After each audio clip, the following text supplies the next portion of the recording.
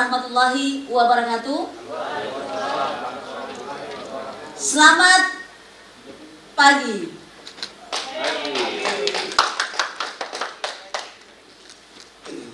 Tak kenal maka tak sayang. Kalau sudah kenal, bolehlah kami dipandang. Baik, kami dari Provinsi Kalimantan Utara, izinkan kami bertiga untuk hadir beberapa jam ke depan bersama hadirin yang ada di ruangan yang berbahagia ini. Saya perkenalkan, saya Ruliana, Koordinator Divisi SDMOD Provinsi Kalimantan Utara. Kemudian ganteng pertama kami, Bapak Heri Fitrian, Korbit Pencegahan Parmas dan Humas. Kemudian selanjutnya abang kami, Rusdiansah, Kabak Administrasi Bawaslu Provinsi Kalimantan Utara. Yang kami muliakan, Dewan Juri, tim penilai. Kemudian yang kami banggakan, Bapak Kikin Tarigan. Satu hari satu malam saya baca video Bapak. Kemudian yang saya banggakan juga rekan-rekan presenter, rekan-rekan presenter dari seluruh provinsi yang ada di Indonesia Raya. Kemudian kamera di mana ya? Oke. Baik, saya menyapa dulu teman-teman pejuang demokrasi yang ada di daring. Halo, apa kabar semuanya? Baik. Untuk hari ini presenter pertama adalah saya, kemudian yang kedua Bapak Heri Fitrian, kemudian yang ketiga Bang Rusdiansah. Karena tadi perkenalan sudah selesai, jadi saya persilakan duduk pada Bapak dan Abang Rusdi di pojok pengawasan di ujung sana. Silakan.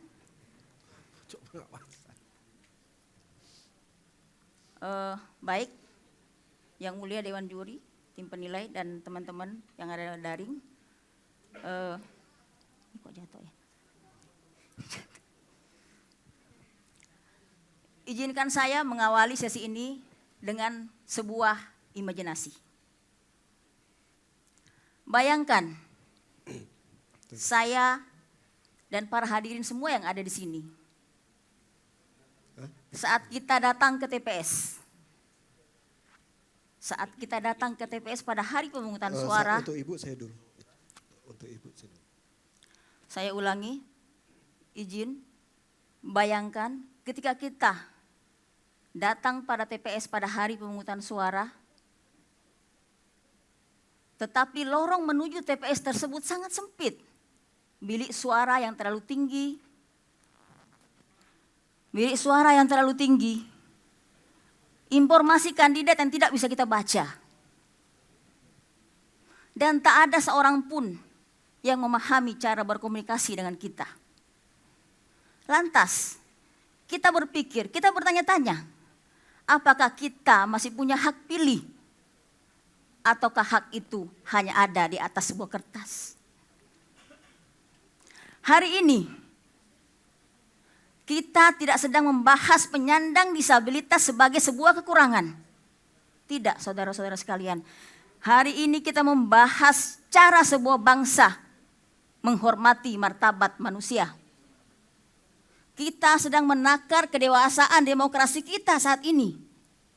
Karena sesungguhnya demokrasi tidak bisa kita katakan demokratis apabila tidak mampu menghadirkan ruang setara, ruang inklusi bagi semua warga negara.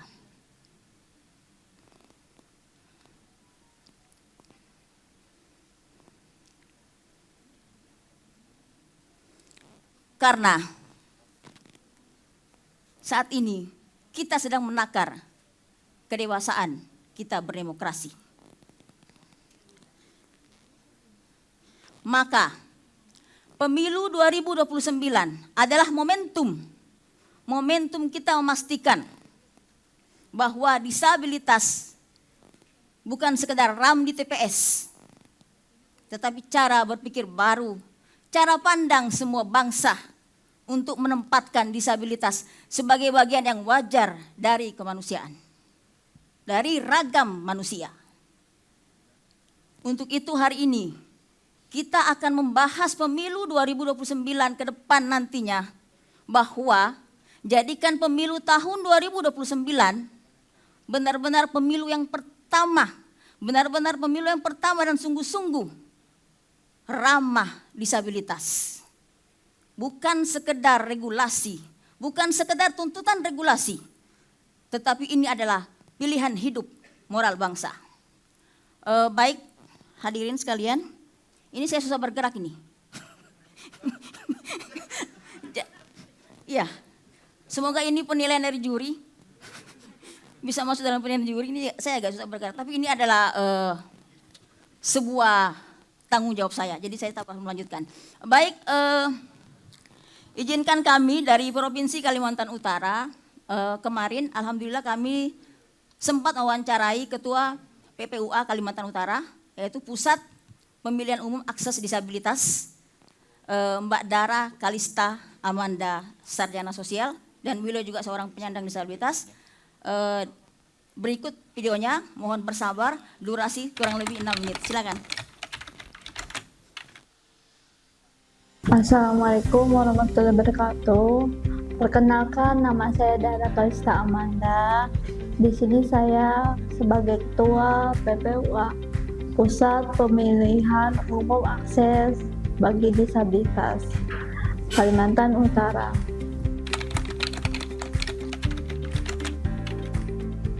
Pengalaman saya selama atau saat mengikuti pemilihan umum.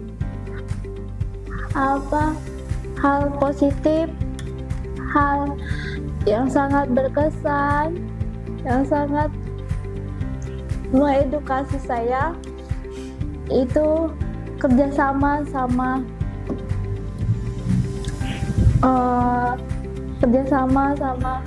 teman-teman dan berpartisipasi dalam hal pemilihan, hal mengutarakan hak pilih teman-teman untuk kedepannya untuk Kalimantan Utara. Di situ teman-teman bisa mengenal yang namanya pemilihan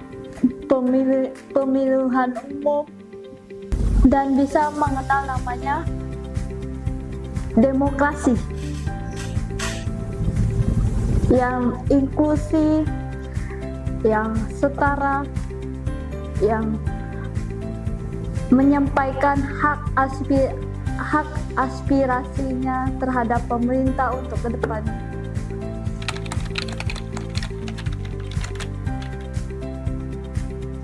Permasalahan dalam pemilu atau pemilihan gubernur atau dan sebagainya itu termasuk salah satu hal yang cukup menjadi permasalahan.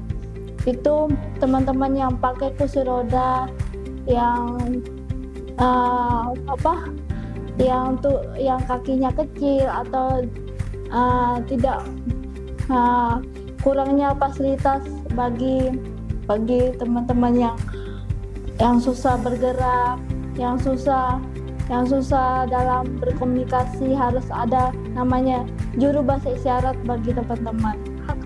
Karena kemarin saya tanyakan teman saya, bagaimana kamu di TPS yang tempat kamu memilih?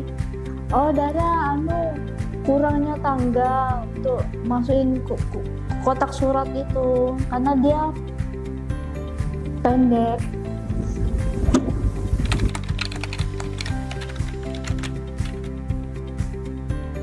Semoga kedepannya Bawaslu dan KPU dan teman-teman yang terlibat di Bawaslu bisa menyediakan tempat bagi teman-teman yang pakai kursi roda, yang pakai braille, pakai alat bantu. Semoga Semoga teman-teman bisa mewujudkan hal tersebut supaya ada kesetaraan bagi mereka.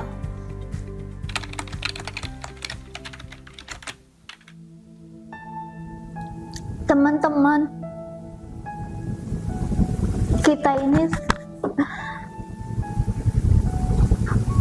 difabel, harus bisa berjuang, harus bisa beredukasi. Kita harus membuktikan kalau kita tuh bisa. Kenapa kita harus punya semangat, harus punya edukasi yang tinggi? Itu buat pemerintahan, buat pemerintah, buat pemimpin-pemimpin kita ke depannya. Apakah mereka ramah disabilitas, apakah mereka inklusi, apakah mereka mengedukasi kita, menyamakan keadilan. Semoga teman-teman bisa mendengar ini dan teman-teman bisa semangat. Kekurangan itu bukan hal yang menghalangi kita. Kekurangan itu adalah membuktikan kita bahwa kita tuh bisa, meskipun kita terakhir begini. Pada Bawaslu, saya berterima kasih banget karena Bawaslu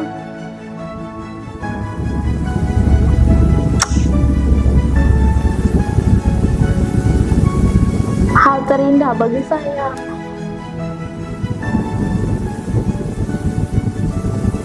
Saya tidak, karena Bawaslu adalah rumah saya.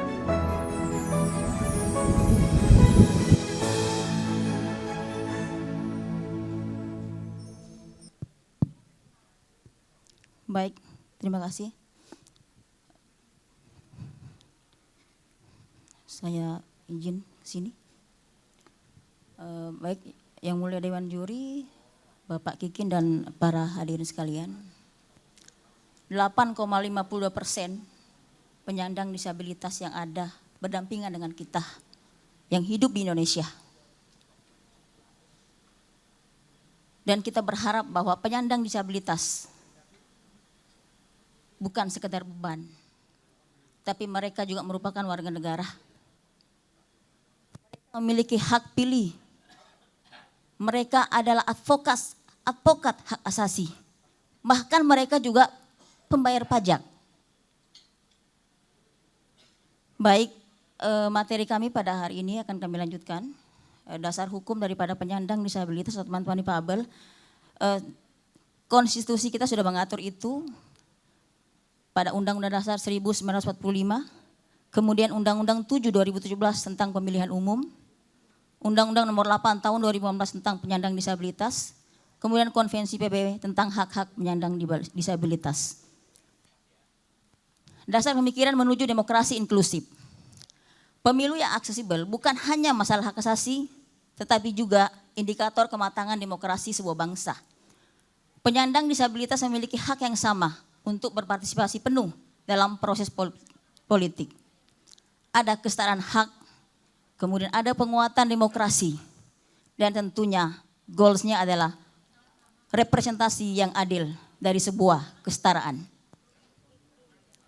Selanjutnya, jumlah pemilih penyandang disabilitas dalam pemilu 2024, jenis disabilitas fisik 486 sekian, kemudian sensorik ada 300 lebih sekian, disabilitas mental 267.000, kemudian dilanjutkan dengan disabilitas intelektual 56.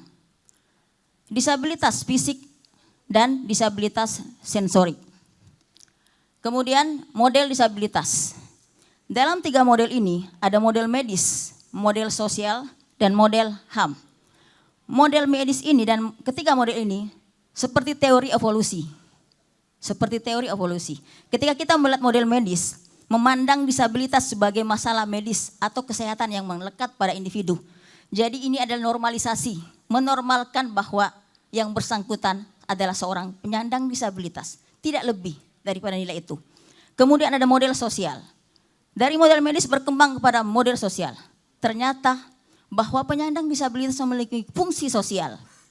Memiliki fungsi sosial, ada ruang interaksi bersama dengan lingkungan masyarakat lainnya. Kemudian model ini berkembang lagi. Jadi ini adalah perspektif masyarakat tentang seorang difabel. Bergerak kepada model hak asasi. Bahwa hak asasi manusia itu tidak bisa dicabut. Hak asasi manusia adalah hakiki melekat pada diri kita. Bahkan aturan hukum pun itu ada setelah adanya hak asasi. Jadi hak asasi itu bukan hadiah. Baik, kemudian prinsip-prinsip inklusi dalam pengawasan pemilu. Ada aksesibilitas. Aksesibilitas merupakan prinsip fundamental yang memastikan bahwa penyandang disabilitas dapat mengakses semua aspek pemilu tanpa hambatan. Kemudian ada kesetaraan. Prinsip kesetaraan memiliki beberapa dimensi. Kesetaraan formal merujuk pada perlakuan yang sama di hadapan hukum. Equality before the law. Kesetaraan substantif mengakui perlakuan yang berbeda. Mungkin diperlukan melalui penyediaan akomodasi yang layak. Kesetaraan kesempatan berarti bahwa penyandang difabel memiliki kesempatan yang sama untuk berpartisipasi dalam semua tahapan pemilu. Selanjutnya, partisipasi penuh dan bermakna. Partisipasi penuh berarti bahwa penyandang disabilitas dapat terlibat secara aktif dan efektif dalam seluruh proses pemilu. Partisipasi bermakna merujuk pada keterlibatan yang substantif, bukan sekedar simbolik. Yang saya sebutkan tadi bahwa disabilitas bukan sekedar objek dikasihani dan bukan sekedar beban. Kemudian tentunya dalam kita melakukan proses inklusi, ruang inklusi ke depan, bagaimana demokrasi kita berjalan dengan baik, maka pasti ada tantangan dan hambatan. Untuk itu, dalam menghadapi tantangan ini, maka kami hadirkan presenter kedua Kordip P2H Pencegahan, Parmas dan Humas Bapak Heri Fitrian. Terima kasih. Baik, terima kasih. Selamat pagi, Assalamualaikum warahmatullahi wabarakatuh. Ikan lele dimasak dengan kayu bajaka. Nggak usah bertele-tele bosku, adakah? Baik, Bapak Ibu, bahwa sebenarnya ini panggung kita ini juga sebenarnya tidak ramah disabilitas, ya kan? Kalau ada orang yang presenter misalnya, ini neraka bagi mereka ini mau naik ke atas panggung nih, kecuali kalau kita angkat nih, bahkan ngangkatnya tuh untuk 3 orang sampai 5 orang gitu kan. Nah, ya, jadi ini sebenarnya hal kecil sebenarnya, tapi kadang-kadang kita lupakan, ya kan? Mereka-mereka ini kadang-kadang terlupakan, ya kan? Dan ini juga terjadi di TPS Bapak Ibu. Banyak sekali TPS-TPS kita itu, apalagi di wilayah perkotaan, yang kita harus membangun TPS tersebut di wilayah yang sangat sempit, ya kan? Seperti di kota saya, kota Tarakan itu, wah wilayahnya sudah sangat sempit, karena sudah berupa pulau yang kecil, kemudian padat penduduk. Jadi teman-teman disabilitas tuh merasa, saya ngapain capek-capek ke TPS, uang mereka saya tidak peduli dengan saya gitu kan. Susah diakses bagi mereka, apalagi yang mereka yang pakai kursi roda. Ya kan, belum lagi ketika di TPS. Bapak Ibu, kalau Bapak Ibu ke mall atau ke bandara misalnya, Bapak Ibu merasa heran kenapa ada toilet yang lebih rendah dibandingkan toilet normal. Saya mikir, apakah ini untuk anak-anak? Ternyata toilet ini untuk teman-teman yang memiliki badan yang kecil atau dikatakan manusia mini, ya. Kalau yang sekarang populer itu Teguh Cilik tuh, ya kan? Kalau Bapak Ibu nonton TikTok atau Instagram tuh ada tuh Teguh Cilik yang suka kesurupan tuh. Teguh Cilik kalau dia ke TPS dengan kondisi TPS-nya yang rendah, kotak bilik suaranya atau bilik suaranya juga ya sangat tinggi, itu perlu diangkat itu Teguh Ciliknya itu ya. Kasihan dia enggak bisa milih itu. Kesusahan dia itu. Bahkan kotak suara pun ditempatkan ya sangat tinggi gitu kan, agak sulit bagi mereka teman-teman difabel. Nah inilah kita coba kasih solusi terhadap hal ini kepada penyelenggara pemilu. Tidak hal KPU tapi semuanya, ya kan? Bagaimana supaya akses TPS itu lebih gampang diakses, kemudian ramah disabilitas dan sebagainya. Nah, persoalan kita sebenarnya ada di data Bapak Ibu. Sebenarnya di KPU itu mereka punya data ketika mereka melakukan pencocokan dan penelitian, mereka sudah bisa mendata itu, ya. TPS mana yang punya data disabilitas. Namun kadang-kadang mereka abai terhadap itu. Kenapa? Misalnya untuk disabilitas tunanetra, huruf braille pada alat bantu braille untuk surat suara itu terkadang hanya untuk pemilihan presiden dan DPD RI. Tapi bagaimana dengan DPRD provinsi, DPRD kabupaten kota, dan DPR RI? Itu tidak ada Bapak Ibu. Ya. Nah, apakah satu TPS harus dibuatkan satu huruf alat bantu braille? Tidak. Ya kan? Mereka hanya melihat data, oh di TPS sekian itu memiliki data disabilitas tunanetra ada 2 misalnya di satu TPS tersebut. Jadi tidak semuanya Bapak Ibu. Ini kan bisa kita pikirkan dan kita bisa telah bersama dan kita awasi bersama bagaimana teman-teman tunanetra juga tidak kesulitan, ya. Jadi huruf braille itu tidak hanya untuk 2 surat suara tapi untuk 5 surat suara, ya, nantinya. Nah, ini yang menjadi hal kecil sebenarnya tapi perlu kita ingatkan lagi dan kita peduli terhadap hal ini. Dan masih banyak lagi advokasi, sosialisasi, pelatihan petugas juga, empati. Bapak Ibu, kalau bisa sebenarnya salah satu yang kita prioritaskan untuk menjadi badan ad hoc kita adalah teman-teman difabel atau teman-teman disabilitas. Kalau bisa menjadi prioritas loh, sekarang CPNS saja mereka menjadi prioritas. Kenapa tidak badan ad hoc kita juga menjadi prioritas Bapak Ibu? Karena apa? Ketika mereka menjadi badan ad hoc, ya terbentuklah satu kesetaraan dan bagaimana mereka juga melakukan motivasi atau edukasi kepada teman-teman yang lain, ibaratnya tuh peer to peer, ya, mereka setara dengan yang lain bisa memberikan pemahaman yang sama. Jadi mereka ketika berada di menjadi penyelenggara, ya, bisa melakukan sosialisasi, bisa melakukan begini loh sekarang penyelenggara pemilu, dan pemilu juga harus tetap ramah disabilitas. Oke, demikian dari saya, mungkin saya berikan kepada Bapak Kabak Administrasi. Terima kasih. Ya, terima kasih. Selanjutnya kami akan slide selanjutnya. Udah. Kok mati? Ya, kita mengharapkan di pemilu 2029 akan ada perubahan yang baru terhadap penyandang disabilitas. Kita ingin sebuah pemilu yang inklusi terhadap kawan-kawan yang kemudian memiliki keterbatasan. Nah, di slide ini kami ingin menyampaikan bahwa sebuah inovasi yang kami sudah susun sebagai tawaran terhadap penyandang disabilitas untuk tahun 2029. Ntar slide-nya lagi mengalami... Ya.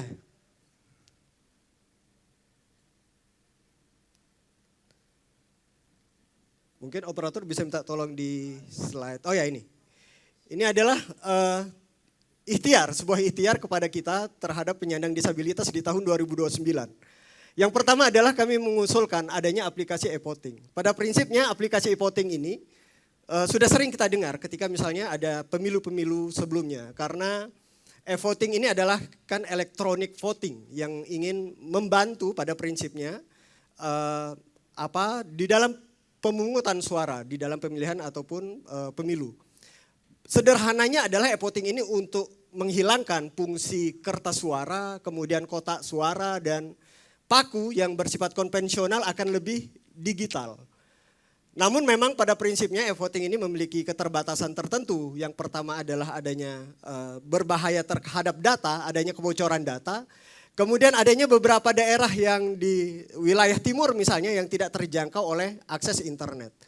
Tapi kemudian hambatan itu sudah bisa kita cari solusinya di saat ini ketika misalnya adanya jaringan Elon Musk yang disebut Starlink, yang kemudian itu adalah jaringan internet yang bisa menjangkau di daerah 3T, terluar, terdepan, dan terjauh kalau tidak salah, untuk bisa mengakses internet ini di dalam pelaksanaan e-voting. Jadi harapan kita adalah e-voting ini bisa dilaksanakan walaupun misalnya nanti akan sambil evaluasi sambil berjalan. Kemudian kita ada menyebutkan ada asisten virtual berbasis AI. Nah, di zaman digital, jangankan untuk yang pemilu ya, mungkin sebuah keyakinan seseorang juga sekarang lebih enak komunikasinya kepada AI. Karena lebih tidak mengkafirkan, biasanya kata gitu, katanya AI lebih humanis di dalam menjawab persoalan-persoalan keyakinan keagamaan seseorang. Kenapa disabilitas tidak kita coba dengan adanya chatbot, kemudian di dalam AI menyampaikan persoalan terhadap pemilu. Kemudian ada yang disebut dengan pojok inklusi pemilu di setiap kelurahan, ini adalah fungsi pengawasan dan fungsi sosialisasi terhadap kawan-kawan disabilitas untuk memperoleh informasi pemilu. Kemudian adanya kampanye 5 bahasa yang terdiri dari ada lisan, kemudian braille, kemudian ada visual, ada audio, dan ada isyarat. Kemudian yang sebenarnya yang menjadi poin di dalam inovasi ini adalah adanya laskar pendamping pemilih disabilitas. Kenapa kemudian laskar pendamping ini kami anggap sebagai penting? Karena kan kita sekarang ada namanya kegiatan SKPP yang kemudian berevolusi menjadi P2P. Ini adalah fungsi-fungsi yang sangat kurang untuk kita libatkan. Kawan-kawan kami malah di Bawaslu Kaltara ada memberikan sebuah tawaran program kerja kepada kader SKPP agar kemudian mereka yang kader-kader ini memiliki program kerja lanjutan, yaitu yang disebut dengan salah satunya ada Sadewa ya, Sekolah Demokrasi Warga. Di mana kemudian kader-kader SKPP berperan di dalam untuk menyampaikan informasi pemilu di masa non-tahapan. Nah, laskar ini mungkin bisa difungsikan kepada kader-kader SKPP untuk memberikan informasi, memberikan pendidikan politik dan pendidikan demokrasi kepada kaum yang disabilitas. Nah, sehingga peran-peran informasi terkait kaum disabilitas bisa terakomodir. Yang terakhir adalah adanya sistem DPT yang tanggap disabilitas. Memang kita ketahui sejauh ini KPU sudah melaksanakan ini pada prinsipnya, tapi kemudian kita ingin memaksimalkan di dalam pengawasan kita terhadap sistem DPT tanggap disabilitas. Seperti yang pimpinan sebelumnya tadi menyampaikan bahwa memang ada terhadap pendataan disabilitas, tapi kemudian terkadang di pihak keluarga itu malah menyembunyikan keluarganya yang disabilitas karena persoalan mereka tidak punya nilai jual misalnya, atau mereka tidak punya nilai tawar di dalam pemilu. Maka ada tidak adanya mereka bukan hal yang penting di dalam pemungutan suara. Makanya terkadang walaupun misalnya ada pendataan di sebuah keluarga yang ada disabilitasnya, tidak diprioritaskan bahwa ada disabilitas di keluarga kami gitu. Malah terkadang DPT yang tidak sesuai dengan fakta di lapangan. Yang terakhir adalah adanya TPS Plus. Ini TPS Plus adalah bukan sekedar TPS yang kemudian menyiapkan tempat kawan-kawan disabilitas di masa pemungutan suara, tapi lebih kepada pengawalan dan pendampingan yang penuh. Makanya kita sebut dengan TPS Plus.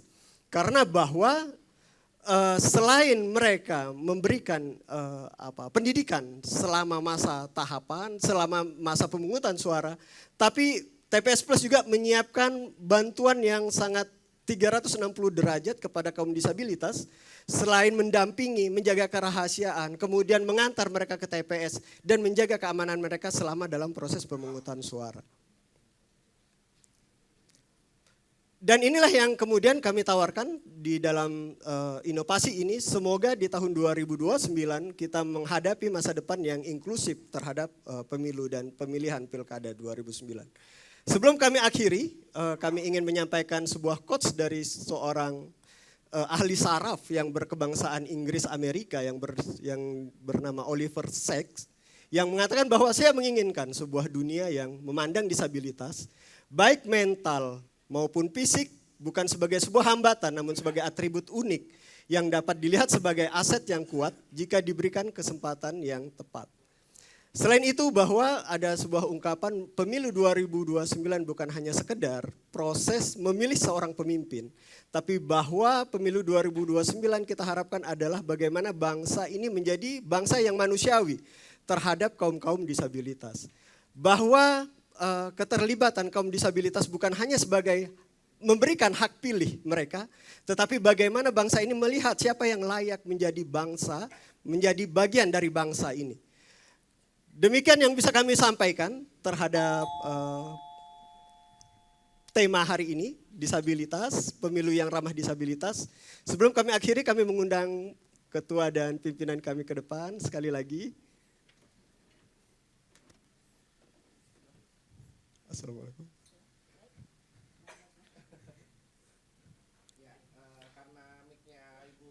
Nah, tadi ya, silakan Bu Ruliana. Demikian dari kami Provinsi Sulawesi Utara. Terima kasih. I love you. Terima kasih. Assalamualaikum warahmatullahi wabarakatuh. Yang saya hormati penyelenggara dalam hal ini Bawaslu dan juga Dewan Juri. Ada satu orang saya kenal di sini, senior saya. Kemudian juga yang saya hormati teman-teman dari pemapar dari Kalimantan Utara. Yang tadi tampil sahabat saya, Mbak Dara. Salam buat beliau. Yang saya hormati rekan-rekan sekalian yang hadir dalam kesempatan ini, baik yang di dalam ruangan ataupun di dalam ruang Zoom. Perkenalkan saya, Kikin Tarigan dari Komisi Nasional Disabilitas.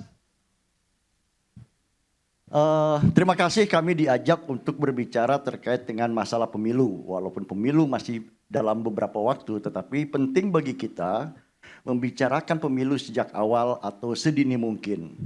Ya. Dan saya akan mengawali dari presentasi ini pada sebuah fakta yang mungkin setiap hari kita tahu atau setiap hari seolah-olah kita tidak pahami, tetapi itu adalah realita yang ada di hadapan kita. Mana nih? Ke bawah. Bapak Ibu sekalian, setiap kita niscaya menjadi disabilitas. Hari ini kita bicara tentang hak. Hak penyandang disabilitas, bukan hak saya. Salah Bapak Ibu. Kelak kita, entah karena apa, kita tidak tahu waktunya, akan menjadi disabilitas. Saya tidak bicara tentang ragam. Pak Pendeta Saud yang dulu gagah perkasa, kalau orasi itu ya, tampil memimpin. Waktu itu saya masih bawa-bawa tas ya, beliau sudah jadi komisioner. Tapi sekarang bicaranya sudah semakin bijak. Kenapa semakin bijak? Suaranya mungkin makin berkurang. Karena apa? Faktor usia. Kita terlahir Bapak Ibu sekalian, mulai dari bayi, anak, remaja, dewasa, dan tua. Bisa saja menjadi disabilitas karena apa? Terlahir sebagai penyandang disabilitas. Ada faktor gizi di situ. Ada faktor kesehatan di situ. Bapak, Ibu, kawan-kawan yang tidak sehat, hati-hati anaknya bisa disabilitas. Makannya kurang, bisa menjadi disabilitas. Ketika lahir Bapak Ibu sekalian, bisa saja terjadi malpraktek. Ketika dewasa, bisa terjadi kecelakaan, bencana alam hari ini Ibu Bapak sekalian, tidak sedikit yang menjadi disabilitas. Maka Ibu Bapak sekalian, memikirkan disabilitas dalam konteks pemilu adalah memikirkan saat kita tadi dibayangkan oleh pembicara di awal, coba visualisasikan ketika tua, mungkin pakai kursi roda, harus datang ke TPS. Menyiapkan akses yang terbaik bagi penyandang disabilitas adalah menyiapkan yang terbaik bagi kita kelak ketika menjadi seorang disabilitas. Kenapa seolah-olah ini menjadi hal yang biasa, Ibu Bapak sekalian? Bahkan sejak Organisasi Perserikatan Bangsa-Bangsa berdiri tahun 45, ada beberapa lembaga-lembaga, ada beberapa komisi berdiri. Baru pada tahun 1992, masalah disabilitas dibicarakan dalam sebuah resolusi. Artinya apa? Hampir 40 tahun lebih penyandang disabilitas tidak dianggap sebagai entitas yang mempunyai hak. Mungkin tidak dihitung. Mungkin dianggap bukan masalah. Atau mungkin ngurus yang banyak aja susah, ngapain ngurus disabilitas. Pada tanggal 3 Desember tersebut dibicarakan, baru dibicarakan. Maka kenapa kita setiap tanggal 3 Desember merayakan Hari Disabilitas Internasional? Karena disitulah pertama kali dicetuskan tentang hak-hak penyandang disabilitas. Baru setelah itu tahun 2006 keluarlah Konvensi Internasional tentang Penyandang Disabilitas. Isinya apa? Isinya sama seperti Konvensi Hak Asasi Manusia. Hanya kenapa dikhususkan untuk penyandang disabilitas? Karena penyandang disabilitas adalah kelompok rentan yang membutuhkan suatu perhatian dan penanganan secara khusus. Setelah itu setiap tahun kita mengeluarkan dokumen-dokumen terkait peraturan perundangan terkait dengan disabilitas. Dan hari ini Ibu Bapak sekalian, senang sekali kita berkumpul berbicara terkait dengan penyandang disabilitas. Kenapa penting Bapak Ibu sekalian? Penyandang disabilitas menurut WHO jumlahnya 10% dari populasi. Kalau data pemilu mengatakan itu 1, sekian juta, sebetulnya banyak disabilitas yang tidak tercatat di dalam sistem kepemiluan kita. Ini tantangan. Saya senang hari ini kita berbicara karena tantangan ini perlahan-lahan akan kita jawab bersama-sama. Seluruh pihak. Walaupun demikian, Ibu Bapak sekalian, sebetulnya undang-undang sudah memberikan penegasan terkait hak penyandang disabilitas. Di dalam Undang-Undang 45 pasal 27 yang lama atau adaptasi di Undang-Undang 28D yang ayat 1 ya, sebetulnya sudah dikatakan walaupun tidak tersurat sebagai penyandang disabilitas bahwa setiap kita punya hak yang sama di hadapan hukum. Ya, walaupun pada faktanya seperti gambar nomor 2 dari kanan, ada orang punya akses lebih sampai nggak kelihatan dia. Ya, ada orang yang dapat akses, ada yang tidak dapat akses sama sekali. Tadi digambarkan bagaimana orang ke toilet. Ya, Bapak Ibu sekalian.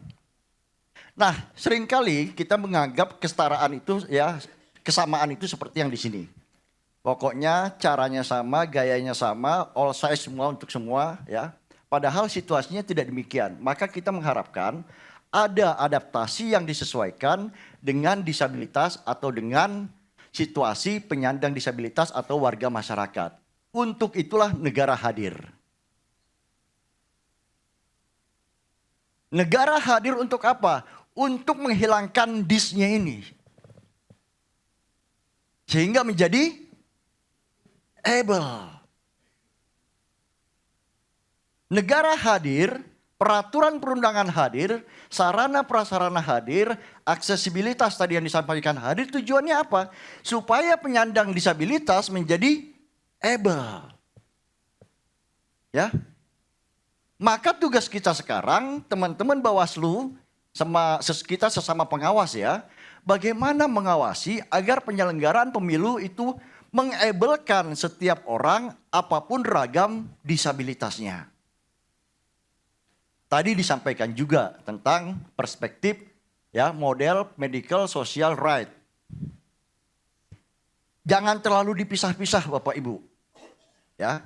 Kita betul berbasis pada right. Tetapi ada hal-hal yang terkait medikal yang juga harus kita perhatikan. Secara sederhana ya kita melihat ada 2 peraturan yang lama, peraturan nomor 4 tahun 97 tentang penyandang cacat, kemudian peraturan nomor 8 tahun 2016 tentang penyandang disabilitas. Yang pertama apa? Yang pertama berbasis charity. Charity itu kalau saya baik, ada penyandang disabilitas, saya bantu. Kalau saya punya berlebih, saya kasih. Tapi kalau right, saya punya atau tidak, saya baik atau tidak, hak penyandang disabilitas untuk mendapatkannya. Kemudian yang kedua, berbasis rehabilitasi. Perbaiki dulu ya medical model. Perbaiki dulu dia, baru yang lainnya akan diberikan haknya. Yang kita harapkan ke depan apa? Pemberdayaan. Situasinya seperti apa? Oh dia keterampilannya dalam mengamati, dia keahliannya dalam berlari, dia keahliannya dalam berpikir dan sebagainya. Different ability. Disesuaikan. Kemudian yang lama berbasis pada perlindungan. Dia adalah kelompok lemah, harus dilindungi, harus diberikan peran lebih dan sebagainya. Yang kita harapkan tidak hanya semacam itu, tetapi community based. Berbasis kepada tanggung jawab seluruh masyarakat, bagaimana memberdayakan dia sebagai seorang penyandang disabilitas. Ini beberapa landasan yang harapan kami tentu saja bukan mendorong seluruh pengawas ini nanti menjadi ahli tentang disabilitas, tetapi prinsip-prinsip dasar kenapa kita harus berpihak, ini yang harus kita pahami bersama-sama. Undang-Undang 8 menyampaikan ada 5 ragam disabilitas. Yang pertama, disabilitas fisik, kedua sensorik, ketiga intelektual, dan keempat mental. Ditambah disabilitas ganda. Biasanya salah satu saja disabilitas ini ada akan menimbulkan kegandaan. Karena saya tidak bisa mendengar, maka biasanya berpengaruh terhadap psikis saya. Karena saya berjalan tidak seperti yang teman-teman yang lain, maka berpengaruh terhadap psikis saya. Itu menjadi ragam kelima. Silakan Bapak Ibu dilihat apakah ternyata saya ada di sini. Seringkali kita hanya melihat disabilitas yang 2, fisik. Fisik ada amputasi, lumpuh layu, paraplegi, cerebral palsy, stroke, kusta orang kecil. Yang berikutnya sensorik, ada sensorik netra, rungu wicara, dan rungu wicara. Bapak Ibu sekalian, dari sekian ini spektrumnya 0 sampai 100. Ada orang yang netra tidak 100% tidak melihat. Tapi dia masih bisa melihat sedikit-sedikit. Low vision. Maka adaptasinya di lapangan itu tidak sama. Ada teman tuli yang masih bisa mendengar sedikit-sedikit. Ada teman tuli karena tidak sekolah tidak paham bahasa isyarat. Maka tidak semua TPS nanti harus ada bahasa isyarat. Habis uang negara. Kalau perspektifnya seperti itu. Nanti kita bicara di belakang terkait dengan adaptasi. Berikutnya intelektual, ada lambat belajar, grahita Down syndrome. Kemudian mental, ada disabilitas psikososial dan juga disabilitas perkembangan. Di sini yang seringkali Bapak Ibu terjadi pada banyak orang tetapi tidak kita rasakan. Dan jangan-jangan saya juga adalah penyandang disabilitas. Tapi kalau tanggal 25 badan keringetan, agak-agak lemas, itu bukan karena anxiety, tapi gaji belum masuk. Harap dibedakan. Wah Pak, saya ini anxiety nih, kenapa? Tanggal 25 saya mulai lemas ini, gitu kan. Ya. Atau teman-teman yang remaja, saya tuh kalau di chat, centang biru nggak dibalas kok saya jadi lemas. Itu bukan anxiety, ya, beda. Sakit hati, seperti itu ya. Tolong dibedakan. Tapi ini penting untuk apa Bapak Ibu? Untuk ketika nanti kita terutama melakukan sosialisasi dan terutama terkait tadi disampaikan masalah pendataan. Itu penting. Kemudian ada beberapa yang ganda. Ibu Bapak sekalian, dari sekian ragam ini ada yang ringan, ada yang sedang, dan ada yang berat. Yang kita hitung sebagai disabilitas adalah yang sedang dan berat. Bagaimana menentukannya bukan tugas Bapak dan Ibu. Karena Bapak dan Ibu tidak dimandatkan dan tidak punya kompetensi untuk melakukan hal tersebut. Kita cukup tahu. Sehingga ketika KPU melakukan, ketika Dukcapil melakukan pendataan atau siapapun melakukan itu, kita tahu bahwa ada kekeliruan di situ. Ada ketidaktepatan di situ. Ada perspektif yang keliru di situ. Ada disabilitas yang terlihat dan ada juga tidak terlihat. Bagaimana Bapak Ibu sekalian memastikan coklit di lapangan itu ketika kita mendatangi keluarga, memastikan, oh ini nggak ada yang disabilitas kok, sehat-sehat saja, baik-baik saja. Karena tidak terlihat. Yang terakhir adalah, dia mau mengakui atau tidak. Menyembunyikan. Oh nggak ada kok. Kenapa? Mungkin karena nggak ada manfaatnya. Ini waktunya ya. Jadi Bapak Ibu sekalian, jika dibandingkan ragam disabilitas tadi, yang perlu kita ketahui adalah bagaimana nanti adaptasi di lapangan, kita lihat hambatannya. Ada hambatan penglihatan, ada hambatan pendengaran, hambatan bicara, komunikasi, dan seterusnya. Tugas kita adalah menghilangkan hambatan ini Bapak Ibu. Sehingga teman-teman disabilitas ketika ikut dalam proses pemilu, itu betul-betul dapat mewakili dirinya sendiri, bukan diwakili atau dibantu oleh orang lain. Prinsip-prinsip tadi sudah disampaikan. Yang terpenting di dalam Undang-Undang 8 2016 yang berbeda adalah nomor 11. 1 sampai 10 ini prinsip umum, nomor 9 khusus untuk anak-anak, Nomor 11, ada perlakuan khusus dan perlindungan lebih kepada penyandang disabilitas. Itulah cara kita mengintervensi hadirnya inklusivitas tadi. Inklusivitas tanpa perlindungan khusus dan perlindungan lebih tidak akan terjadi. Oh, nggak mungkin Pak, anggaran kita terbatas. Nggak mungkin Pak, tenaga kerja kita terbatas. Tidak bisa Pak, kita belum berlatih. Belum bisa Pak, JBI nggak ada di sini. Nah Ibu Bapak sekalian, tadi disampaikan beberapa poin prinsipnya. Saya sampaikan di sini dalam proses apa kita bergerak. Seluruh proses, mulai dari sekarang sampai dengan pencoblosan dan juga nanti saat evaluasi kita harus terlibat. Dan terutama adalah pada seluruh ragam dan seluruh spektrum. Orang netra tidak semuanya paham Braille. Orang tuli tidak semuanya paham bahasa isyarat. Ya, jangan nanti dipikir setiap TPS harus ada bahasa isyarat. Tidak. Untuk itulah ketika pendataan dipastikan ya by name, by address, dan by disability. Disabilitasnya apa, hambatannya apa, kebutuhannya apa. Itu harus kita cek Bapak Ibu. Kita sama-sama lembaga pengawas, mari mendorong KPU dan juga Dukcapil untuk menjalankan ini. By name, by address, by disability. Kemudian pelatihan para pihak. Senang pada hari ini kita bisa berkumpul, bisa mendengarkan dan saling belajar dari praktek-praktek yang ada di lapangan. Kemudian kebijakan anggaran. Ini yang paling berat, ya. Memastikan anggarannya berapa luasan jalurnya dan sebagainya. Ini kan berdasarkan jumlah disabilitas yang ada di daerah tersebut. Sehingga tidak mungkin setiap daerah itu diberikan anggaran yang sama. Oh, jumlah disabilitas netranya belum tahu, disabilitas fisik belum tahu, disabilitas tuli kita belum tahu. Maka ini berbasis pada data-data yang ada di dalam pendataan tadi. Dan yang paling penting adalah perlakuan khusus serta perlindungan lebih. Ini saya ambil dari buku yang kita bahas kemarin, bagaimana pendataan harus dilaksanakan, audit aksesibilitas. Terpenting Bapak Ibu sekalian, tidak seluruh aturan itu harus sesuai. Ada yang namanya adaptasi aksesibilitas. Adaptasi ini apa? Tujuannya apa? Supaya yang seperti ini tadi disampaikan, ini secara undang-undang salah. Tapi adaptasi kita gimana? Itu yang harus kita lakukan. Maka setiap pemilih penyelenggara harus melibatkan organisasi penyandang disabilitas agar adaptasi tersebut dapat kita ketahui. Ya, proses audit harus melibatkan mereka. Coba kita ajak teman pakai kursi roda. Bisa nggak? Nggak bisa. Kalau nggak bisa gimana caranya? Di situ prosesnya yang terpenting. Bapak Ibu, tidak harus semuanya itu berupa anggaran. Kemudian yang berikutnya adalah kerjasama untuk mengetahui solusi alternatif dalam mengatasi hambatan. Tujuannya adalah mengatasi hambatan.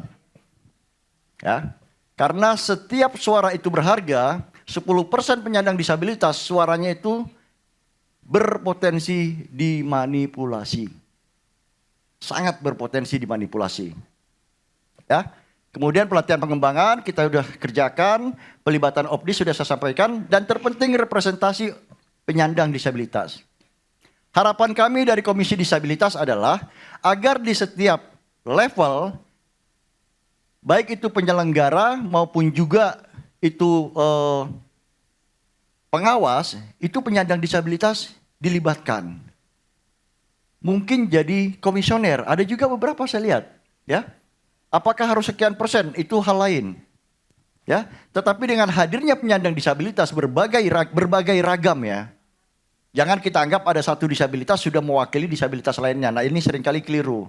Oh saya disabilitas, saya sudah mewakili. Padahal dia netra belum tentu tahu tuli. Dia tuli belum tentu tahu fisik. Dia fisik belum tentu tahu mental. Ini sosialisasi dan edukasi. Kemudian pengawasan pada saat pemilu. Bagaimana partisipasi penyandang disabilitas pada saat memilih. Antisipasi dan respon pada hambatan yang tidak terdeteksi. Meskipun kita sudah merencanakan, tetap saja di lapangan memungkinkan terjadi sesuatu. Maka pada saat pengawasan kita perlu antisipasi dan respon pada hambatan yang tidak terdeteksi. Kemudian koordinasi dengan organisasi penyandang disabilitas dan kolaborasi pada kanal pengaduan. Kami melakukan kerjasama MOU dengan Bawaslu dan mudah-mudahan ini akan mendukung kegiatan kita ke depan terkait dengan kepemiluan ini. Yang terpenting Bapak Ibu dalam proses pemilu adalah bagaimana evaluasi di akhir multi pihak dengan KPU Adminduk atau Dukcapil, Opdis dan lain-lain.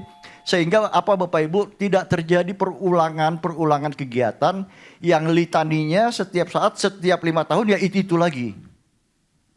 Bagaimana data balikan dari KPU itu bisa dikembalikan ke Adminduk? Enggak terjadi. Maka Adminduk 800.000, KPU-nya 1,25 juta. Kan lucu. Padahal di Adminduk itu seluruh usia. Bapak Ibu sekalian, di dalam buku kita mengetahui ada ramah, prinsip ramah, representatif dan responsif, mandiri dan berkeadilan, humanis. Saya yakin ini adalah keniscayaan. Dengan menjalankan pemilu yang ramah, maka ini adalah keniscayaan yang akan kita peroleh ke depan. Dan saya yakin pemilu ramah disabilitas 2029 pasti akan terselenggara. Terima kasih. Baik, terima kasih teman-teman Kaltara.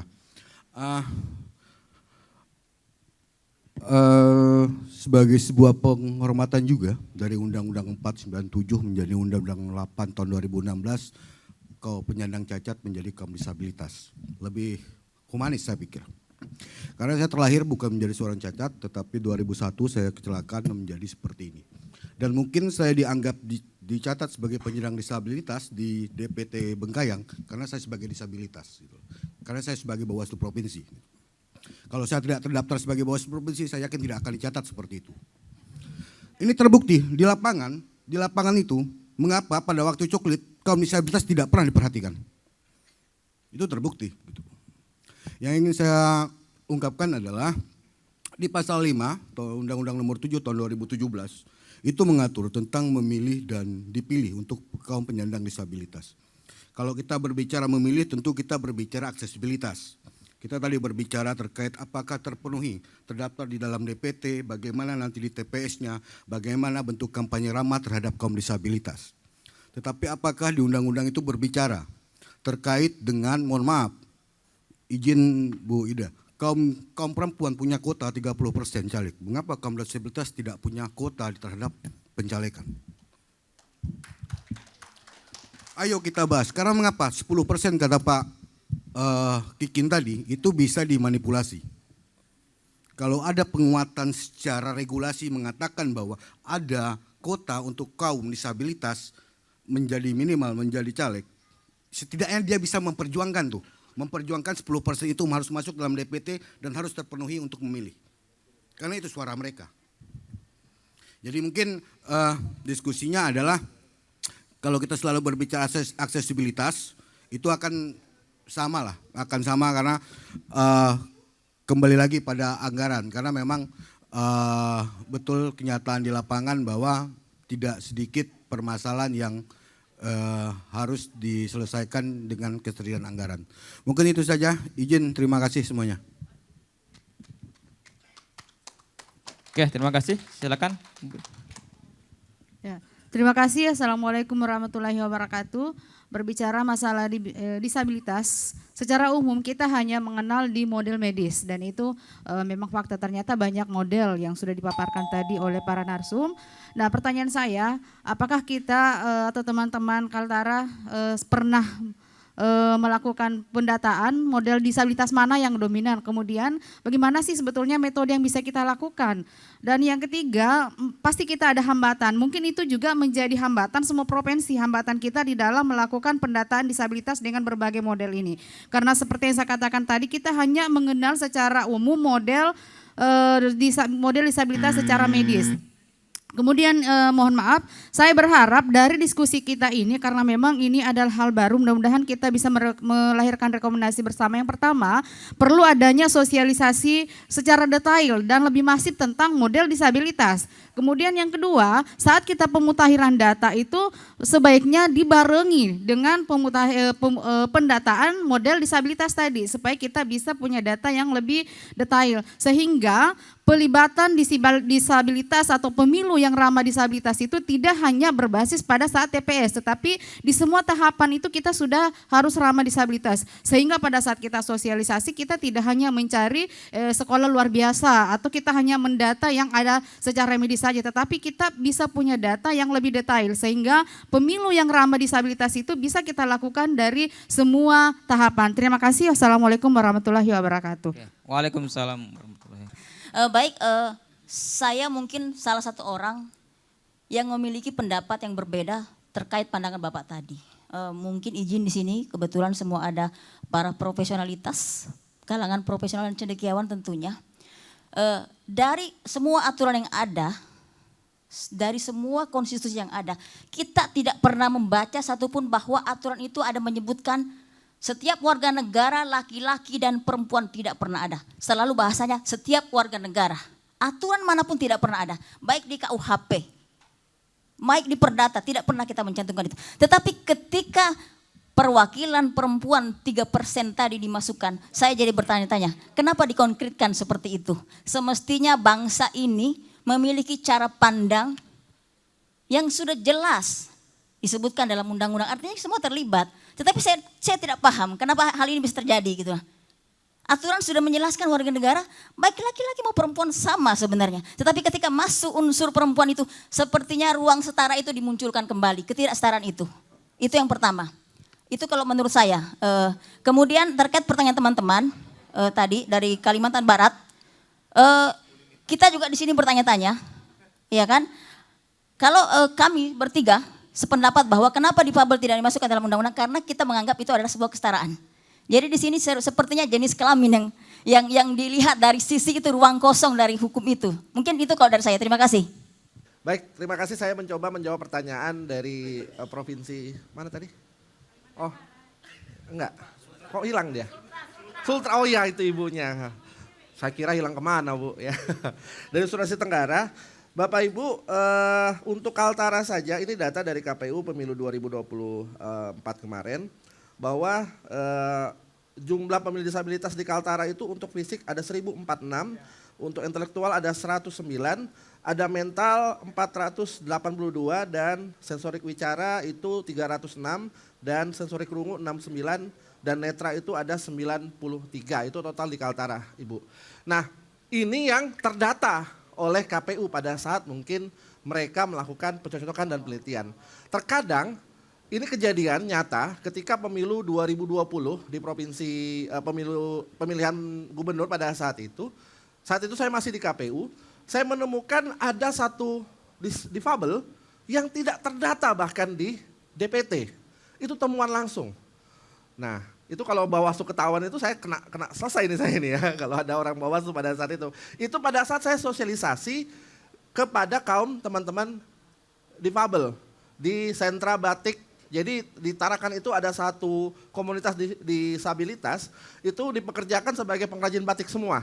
Ada sekitar 30 pengrajin di situ itu difabel semua, baik itu rungu, daksa ataupun yang lainnya. Nah, dia tidak terdata karena ternyata itu tadi keluarganya malu untuk mengakui ya dia itu seorang yang difabel. Nah, jadi petugas Mantarli ini tidak jeli sebenarnya. Makanya dan kadang-kadang di KPU itu mohon maaf, petugas Pantarli itu bukan dari wilayah yang dia tempati ya. Mungkin karena kekurangan tenaga atau tidak ada lagi yang mau jadi Pantarli di situ. Jadi dia tidak tahu kondisi wilayah aslinya. Jadi semestinya memang petugas Pantarli itu turun ke lapangan dan memang dia harus orang situ dan dia tahu, oh di rumah situ ada yang pakai kursi roda, oh di situ ada yang pakai dia tunanetra atau dia tunarungu. Jadi datanya harus diperkuat dulu kita awasi bersama nanti ketika pencocokan dan penelitian. Saya kira ketika ditetapkan DPT untuk seperti yang dikatakan Pak Kingkin tadi bahwa data harus kuat dan untuk memaksimalkan anggaran yang ada kita udah tahu nih TPS sekian, oh netra. Jadi tidak kemarin itu ketika di pemilu 2019 semuanya dikasih alat bantu braille di semua TPS. Ini kan buang-buang anggaran juga kan, padahal tidak semua di TPS itu mereka adalah orang-orang yang netra, ya kan? Nah, bahkan ya menurut saya lebih lebih perkuat datanya ketika sudah tahu data-data ini mereka punya data bahwa sekian ini ada TPS sekian, kemudian ada netra di situ ada 5, ya kan? Nah, dibuatkan juga untuk seluruh surat suara. Saya katakan tadi jangan hanya untuk satu surat suara dong.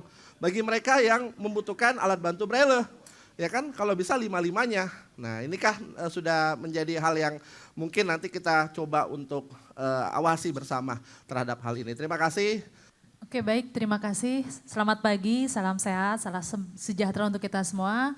Saya salam Pancasila. Baik, yang paling penting di sini adalah saya apresiasi kepada Bawaslu RI yang dimana ada tema terkait disabilitas ini muncul. Karena bagaimanapun juga kita berbicara pesta demokrasi ini kita tidak bisa mengesampingkan terkait nilai-nilai kemanusiaan. Hak-hak manusia gitu. Bagaimana kita bisa memanusiakan manusia itu harus ada terkait dengan penguatan kelembagaan. Bicara soal pesta demokrasi, proses di kita ini kan panjang lebar kali tinggi ya. Lewat pemilu dan lain sebagainya, bagaimana fungsi pengawasan yang dilakukan itu hadir. Hal yang paling penting di sini adalah bahwa sebenarnya yang kurang di dalam aturan ini adalah kita kan sebenarnya ada payung hukum ya, yang dimana sebenarnya ada hak 2% untuk teman-teman disabilitas hadir di dalam lembaga.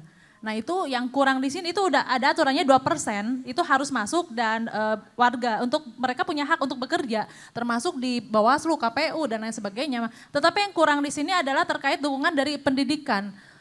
Kenapa bicara soal dukungan pendidikan? Pendidikan di kita ini kurang respon gitu. Karena kita sosialisasi nih, kebetulan kemarin saya sempat sosialisasi ke teman-teman disabilitas.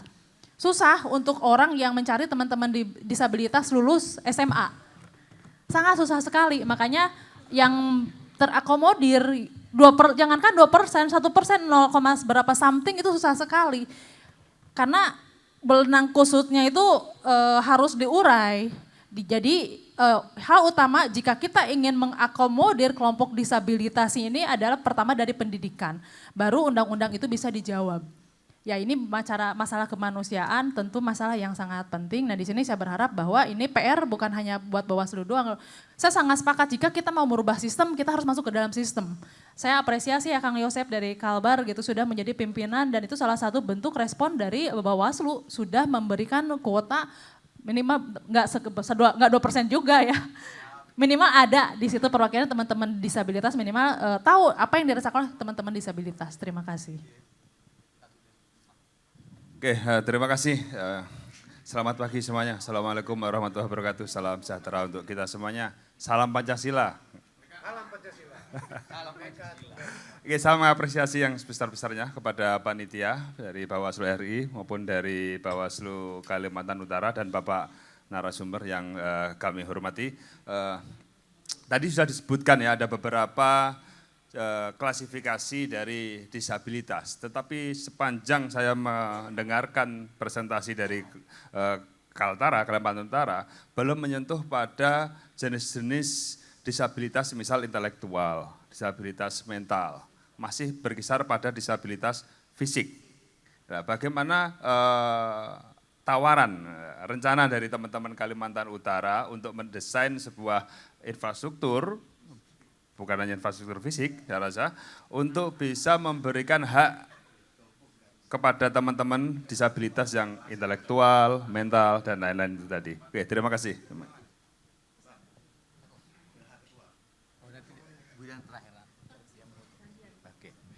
Baik, terima kasih. Salam Pancasila, Bhinneka Tunggal Ika.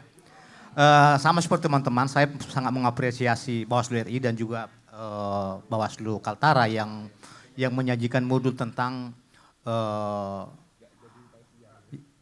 partisipasi disabilitas dalam pemilihan umum ini. Dan pertama dan juga dalam kerangka Bawaslu membelajarkan. Artinya modul ini adalah kita diharapkan akan digunakan oleh semua orang terutama yang di Bawaslu untuk bisa lebih memahami tentang disabilitas dan bagaimana perlakuannya. Terkait dengan ini saya mau mengingatkan lah gitu ya. Saya yakin teman-teman juga tahu ini, mengangkat kembali. Cicero dalam bukunya tentang hukum atau De Legibus mengatakan begini, sum cuique tribuere, artinya berikanlah hak kepada setiap orang atau berikan kepada setiap orang apa yang menjadi haknya. Hak dalam berhukum ada prinsip mengatakan bahwa semua orang bersamaan haknya di depan hukum. Tapi ada juga prinsip hukum, berikanlah yang sama kepada orang yang sama, berikan yang tidak sama kepada yang tidak sama. Artinya untuk teman-teman kita yang tidak sama dengan kita, perlakuan juga harus menjadi tidak sama. Untuk teman-teman yang mempunyai yang penyandang disabilitas, mereka harus diberikan kesempatan yang tidak sama dengan kita, supaya itulah keadilan. Jadi tadi karena sempat karena dipersoalkan, hukum itu kan dasarnya adalah keadilan. Hukum itu dibuat adalah untuk memelihara keadilan supaya keadilan itu bisa berlangsung.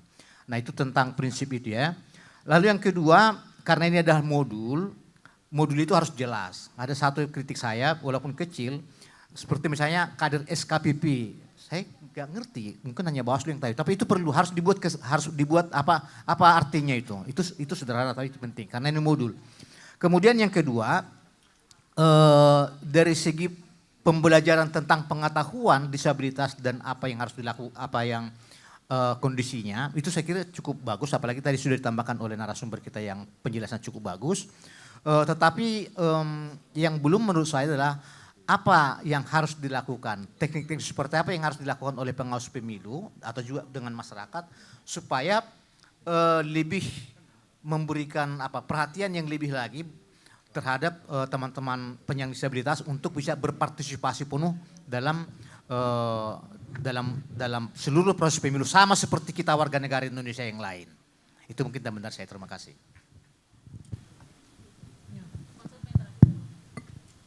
Karena mau dapat setengah menit aja. Ya baik, terima kasih. Saya berusaha cepat, apresiasi kepada Bawaslu Kalimantan Utara. Sangat perform tadi ya presentasinya dan bisa dipahami dengan baik artikulasinya sehingga substansinya begitu ya. Substansinya bisa dipahami juga. Nah, yang pertama saya ingin kembali gitu ya melakukan penekanan terhadap konstitusi kita pasal 28 huruf H ayat 2 yang mengatakan bahwa setiap warga negara itu berhak mendapatkan kemudahan dan perlakuan khusus untuk mendapatkan tadi ya kesamaan dan juga keadilan.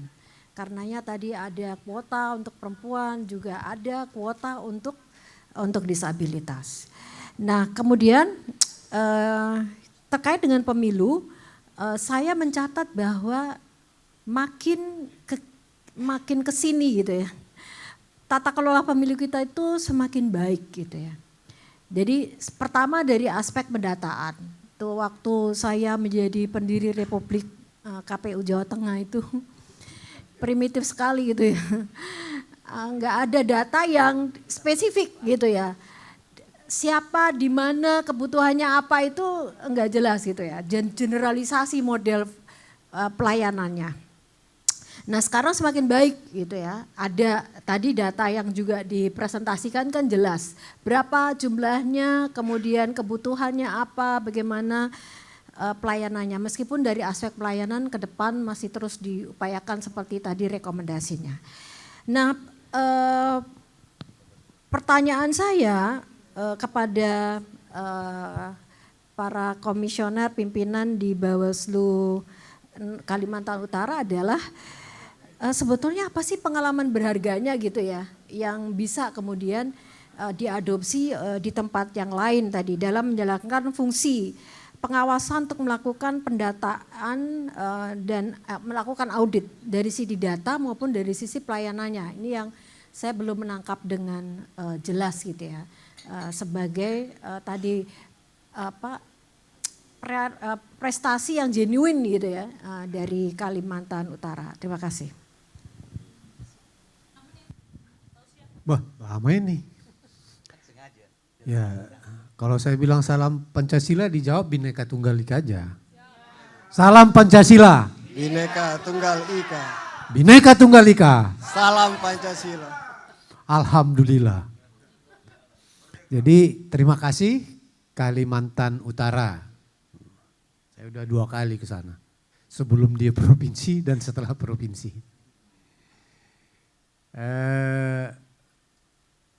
Ada pesona kalian, ya sedikit di awal-awal, tapi jadi ada juga kecelakaannya.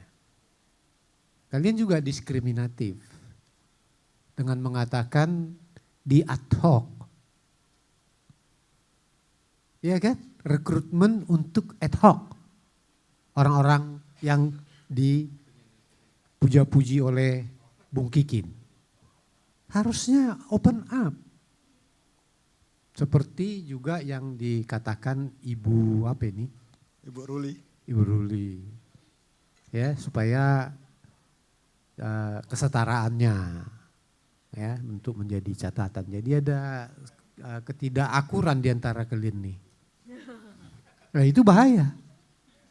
Terhadap sikap dasar. Sikap dasar Ibu tadi open, terbuka. Kamu selektif. Ya kan? Kita rekrut untuk ad hoc. Wow, kecamatan ke bawah doang itu. Yang ad hoc kan? Loh, yang permanen. Iya, di situ. Jadi bahkan yang sampai ke RI. Tapi memang Bung Kikin ini banyak juga saya kira di nasional. Saya 2003 mau mulai gerakan ini. Ada kawan kita juga dari Karo dulu yang ini. Itu apa? Saya jadi capek juga diundang karena belum ada badan nasionalnya pada waktu itu. Happy sembahyang. Ya, Bung Happy. Terus itu ya ke Bekasi, ke daerah Jawa lah. Cuman waktu itu saya agak diketawain ketika bilang bahwa sebetulnya sangat banyak ini yang masuk komisioner di Bawaslu. Yang cuman jenisnya nggak pernah diteliti siapapun. Tapi dari undang-undang dia tetap masuk kategori ini. Yakni orang-orang yang impoten. Kan impoten kan disabilitas juga. Nah, cuman nggak diteliti apakah di komisioner RI ada yang impoten. Kan disfungsi salah satu organ tubuh. Itu kan anunya rumusan undang-undang kan.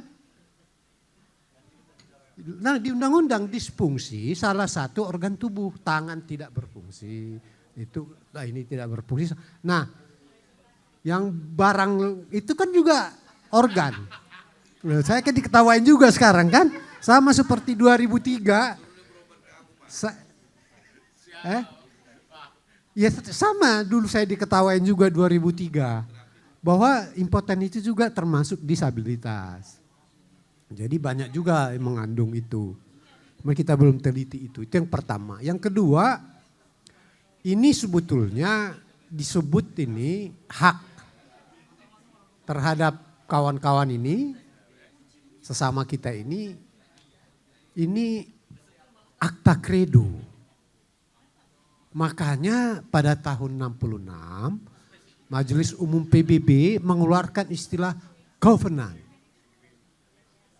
Ya, menyangkut hak pilih, ya, mulanya hak sipil dan politik. Tapi kemudian pada tahun 76 covenant itu mulai diberlakukan juga oleh keputusan Majelis Umum PBB. Udah langsung ada di situ hak pilih sebagai hak asasi. Pengertian hak asasi sebetulnya harus kalian sebagai basic dasar. Tidak boleh ada mencegah siapapun dalam bentuk apapun, agama manapun. Hak dasar hak asasi manusia. Dalam situasi perang pun tidak boleh sedikit pun dikurangi kalau sudah namanya hak asasi manusia. Makanya dia disebut covenant. Ya, diratifikasi dalam Undang-Undang Nomor 12 kalau nggak salah, saya nggak ahli hukum. Ini yang tahun 2005. Nah, jadi itu dimulai gerakan itu secara negara tahun 2003 melalui ajang pemilu. Jadi bersyukur juga pemilu yang independen ini. 2005 udah diratifikasi Undang-Undang Nomor 12.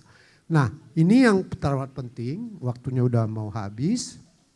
Nah, saya juga mau sampaikan pada kesempatan ini tidak hanya secara menyeluruh tugas kita maupun NGO dan lain sebagainya maupun negara. Ya, supaya memang undang-undang itu kita revisi berkaitan dengan kepentingan menyangkut hak asasi ya terhadap pemilih. Dan dikatakan juga hak pilih itu mencakup dua, dipilih dan memilih. Itu makanya saya ketua sidang Gus Dur ketika digugurkan KPU.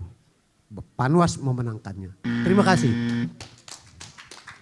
Ya, terima kasih kepada tim penanggap. Kami mungkin mencoba menjawab yang ada nada pertanyaan. Terkait tadi memang ada tersebutkan dengan SKPP Pak, bahwa SKPP ini mungkin bagi kami ya sebuah inovasi Bawaslu terhadap kepada calon pemilih pemula. Biasanya tuh untuk yang anak-anak SMA. Jadi mereka ini dijadikan sebagai kader partisipatif Pak. Jadi tidak dibayar. Jadi ada program Bawaslu yang disebut dengan SKPP sebelumnya, sekarang bermetamorfosa menjadi P2P, namanya Pendidikan Pengawas Partisipatif. Itu mereka direkrut dengan sukarela juga dan tidak dibayar oleh Bawaslu.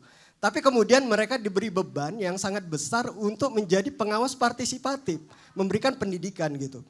Tapi faktanya adalah mereka sangat senang terhadap kegiatan ini karena mereka bisa terlibat di dalam kegiatan kepemiluan. Nah sehingga ketika misalnya SKPP di masa non tahapan, kawan-kawan alumni ini bertanya, kami selanjutnya mau ngapain gitu. Nah makanya kemudian dengan adanya inovasi tadi kami lihat ada ketersinambungan terhadap kaum disabilitas. Ini kayaknya penting untuk dijadikan laskar selanjutnya menjadi pendidikan partisipatif kepada kaum disabilitas. Nah nanti ini mungkin akan menjadi tawaran kepada Bawaslu bahwa kader SKPP kita kalau khusus Kaltara aja sebelum bermetamorfosa ya Pak, itu sekitar ada hampir 600-an kader. Pemilih pemula yang itu tidak tahu mereka harus apa gitu. Nah makanya kemudian kami memberikan beberapa program-program yang kami coba berikan kepada mereka sebagai tindak lanjut. Tapi syukurlah P2P hadir kembali sebagai evolusi terhadap SKPP. Itu yang pertama. Yang kedua adalah apa kemudian strategi atau misalnya yang sudah dilakukan Kaltara terhadap kegiatan ini gitu. Mungkin kami lihat kami sudah menjalin MOU dengan PPUA. Satu organisasi disabilitas khusus pemilu. Nah dari video awal mereka sangat apresiasi terhadap kegiatan ini bahwa mereka sudah dilirik gitu secara konstitusional lah ibaratnya kayak gitu secara MOU. Dulu mungkin hanya DPT, mereka kita datang ke rumah gitu kemudian mendata mereka.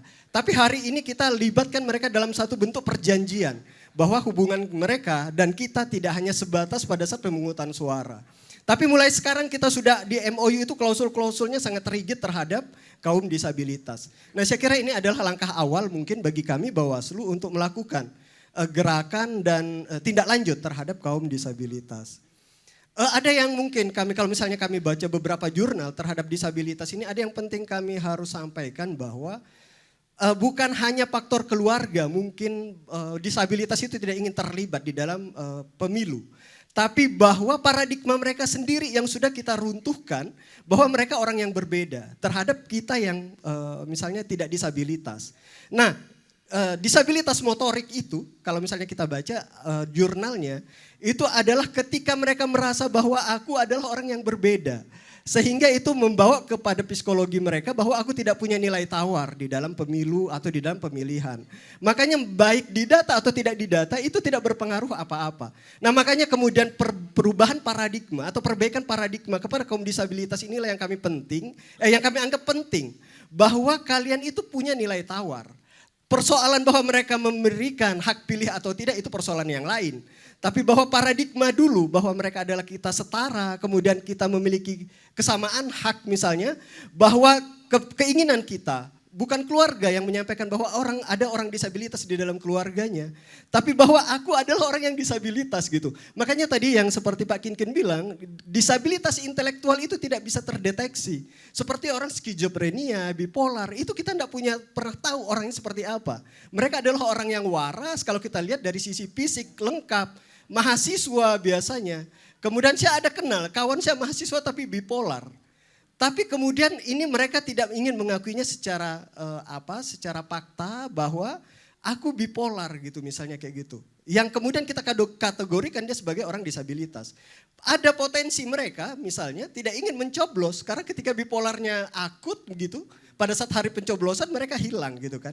Nah makanya yang seperti ini seperti yang dibahasakan pimpinan kami tadi, perubahan paradigma di awal itu yang sangat penting terhadap kaum disabilitas. Bukan persoalan bahwa mereka harus memberikan hak pilihnya juga, itu yang selanjutnya.